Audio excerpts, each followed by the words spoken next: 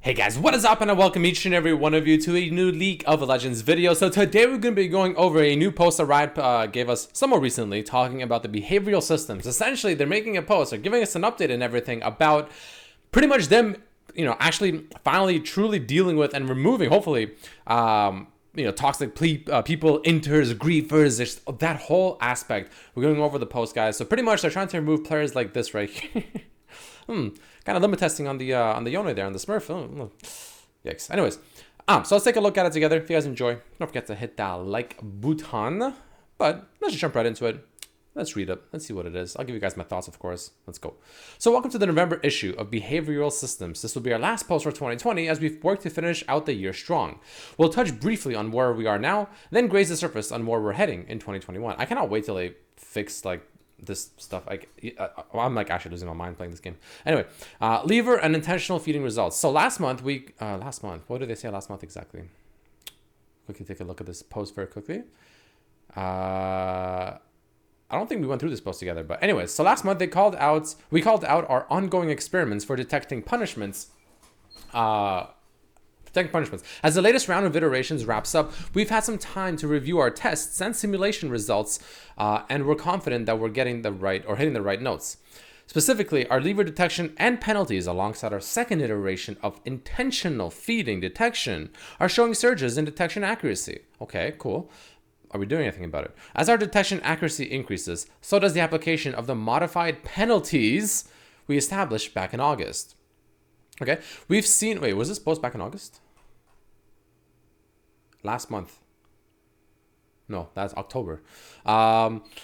We've seen results that indicate that, with these improvements in place, there has been a responsive 30% decrease to recurring disruptive behavior. Let me know in the comments below. Do you agree or disagree? Have you noticed a roughly 30% decrease in recurring disruptive behavior in your video games in solo queue lately? Ladies and gentlemen, let me know in the comment section below. Personally, maybe a little bit, honestly, but not a whole lot, honestly. Not definitely not 30%.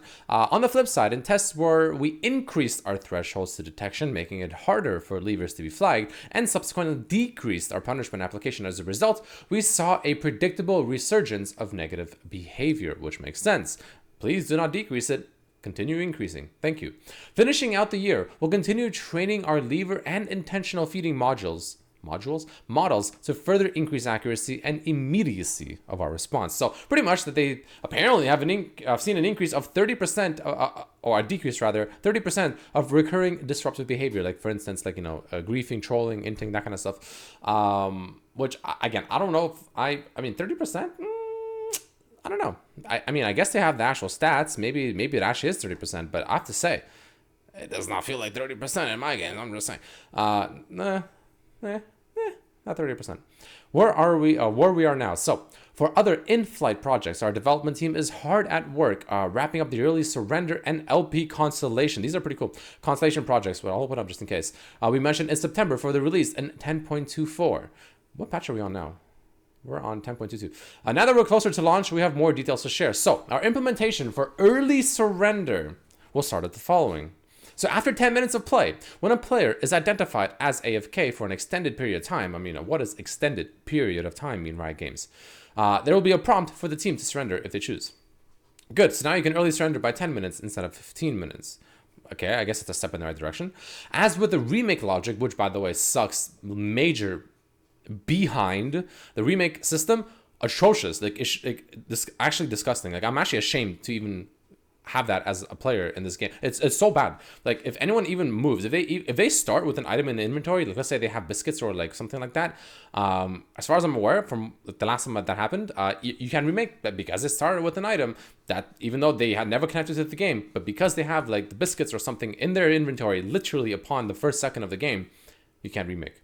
Hopefully that got fixed. I'm not sure if it did, but that was just yikes. Anyway, as with the remake logic, it will be required that the vote for surrender is unanimous. Okay, that's fine, I guess. Sure. Okay, well, hold on. What? I'm talking about this? This is to surrender, but do you get... This is not a remake, though. This is something else, right? So you still get the loss of LP for this, I believe, correct?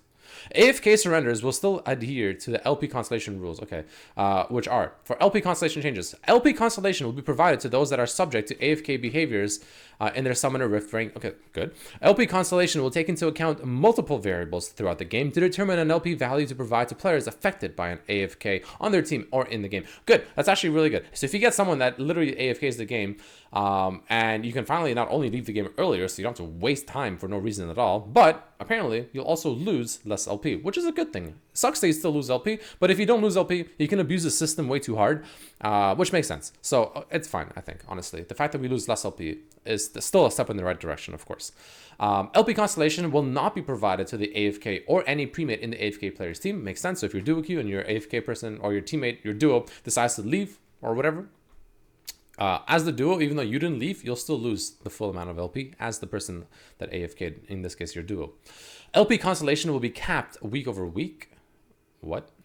Okay, well, okay, I guess to prevent actual, like, true abuse, maybe?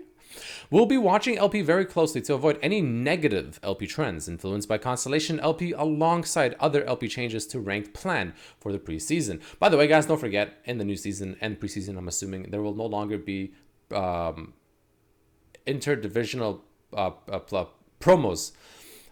In other words, if you're going from like D2 to D1, Gold 3 to Gold 4, whatever, you just go straight to it. No longer you have to do placement or promos for that. You only do promos if you go from like Gold 1 to Plat 4, Plat 1 to D4, things like that. Big change. Wrapping up 2020 and into 2021, ensuring that the above projects are launched stable and tuned up is our focus through the end. Is our focus. Though the end of the year, we also want to talk about our next set of goals. Okay, I'm actually curious. Some of the core experience targets we're poking at in early 2021 to expand further on 2020's goals. Prevention, deterrence, and harm reduction are better visibility for those affected into punishments and actions taken against players that are consistently ruining games. That's good. That gives you the sense of satisfaction that you know what, the system is doing things. If someone just griefed your game, trolled, AFK'd, whatever, getting better visibility, in other words, getting essentially more or less notifications that person just got punished, they got banned or whatever, makes you have a little bit of like, you know, even though the system is working in the background, it's always nice to know that it's working and see it working, as opposed to just kind of take their word for it. Revisit tiered penalty systems with the intent of opening up broader ways of addressing a wide range of disruptive behaviors. So if you're just consistently disrupting behaviors, you get more and more punished, which is good. Exploration into additional ranked solutions, including queue-specific punishments depending on behavior, and verbal abuse analysis and what it looks like to automate in-game solutions that prevent further harm once a source has been identified. That's interesting. I wonder what they'll do.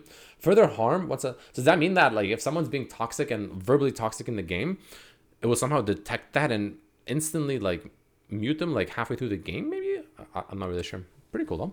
In addition to the continued work, that's right. Okay. In addition to that continued work to address negative behavior, we'll be starting to dive into better recognizing and acknowledging positive behavior. This is specifically with the intent of showing that sportsmanlike behavior in League of Legends matters. We recognize that systems like Honor have started to show their wear and tear, and we'd like to dig into what the next iteration looks like. This Honor system is a joke. Sorry, like it just is. It really, literally, if you lose the game, no one's gonna honor anyone. You only honor if you win, and even then, people still don't honor. Like only like probably 20% of people actually use it properly. There are no promises just yet, since we won't start splitting time with game ruining behavior work until we've seen an improvement than we've achieved today. More improvement than we see. Okay, so we may not begin moving here until later in 2021. With that timing note said, we're striving to see what we can come up with that highlights sportsmanship as a meaningful endeavor in League and allows players to feel good about their commitment over the long term, which at the moment is quite the opposite. Keep an eye out for more information on this topic, as we'll surely be enlisting your feedback as we get deeper into the weeds. Lastly, in order to pave the way for the future of behavioral updates in the League of Legends client and game itself, we'll be spending some time rebuilding some of the technical frameworks for our services. As we roll out behavioral features and tests, we'll also be talking about some of our technical goals for the future and how we can sustainably address this ever-evolving space. We're excited to continue this journey with you into 2021. Honestly, wish I could say the same. We've been able to make promising changes in our first months of work, and we believe this is the case, going forward. Please continue to voice your ideas. It's going to be a great year. So obviously they're trying, which is good, I guess. And some of these changes are good. This is good stuff as well. But the one thing I kind of missed out, or maybe maybe they didn't talk about it or I somehow missed it, is they didn't really talk about someone inting. So they talked about like AFK and things like that, but how about someone inting? Like, I want to know, how would they determine the difference between someone inting and having a very fucking bad game, you know? Like, but the thing is, like, they have to somehow find a way to do that, because people can grief games by soft inting, and you know, like, how do you determine if they're soft inting or having a bad game, and how do you dish out punishment accordingly? That's the biggest. That they really need to fix that. I mean, the easier fixes are toxicity and, like, you know, just straight up AFKing and things like that. But that they really need to focus on that, and I don't think they talked about much of that at all, honestly, except for maybe this, I guess. I don't know. So that's something that they need to definitely look into, in my opinion. Overall, good changes though. So they're gonna really start like hardcore cracking down on like toxic behavior, AFK, and things like that. You lose less LP, which is fantastic as well. I think that's a great change. So I'm very excited for that.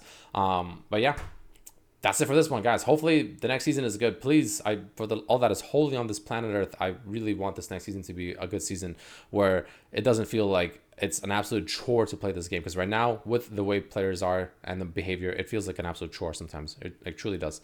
I love the game, don't get me wrong, but my goodness, it's getting hard. Anyways, that's it for this one, guys. Let me know what you think about it down below. Of course, also make sure you tell me if you do see the 30% decrease in recurring disruptive behavior in your games. Let me know down below as well. But either way, thank you all so much for watching, guys, and I'll see you for the next video. Peace.